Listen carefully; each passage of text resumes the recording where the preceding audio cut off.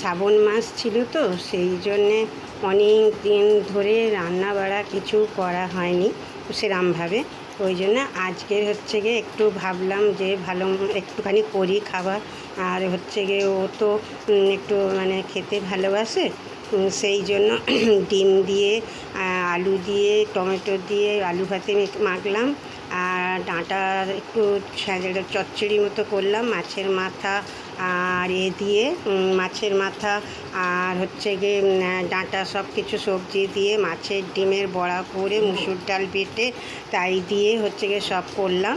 করার পর তারপরে একটু মাছ নিয়েছিলাম, সে মাছ দিয়ে ডিম দিয়ে মাছের ডিম দিয়ে বড়ার ঝাল করলাম মুসুর ডাল বেটে।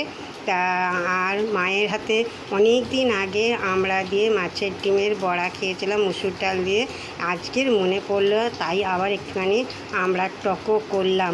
আজ আমার কি আনন্দ হচ্ছে, খুব সুন্দর ভালোভাবে খাবো।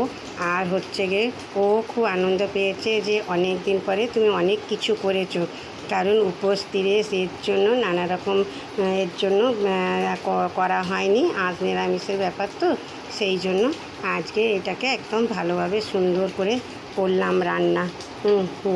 খেতেও ভালো হয়েছে, সব কিছু ঠিক হয়েছে।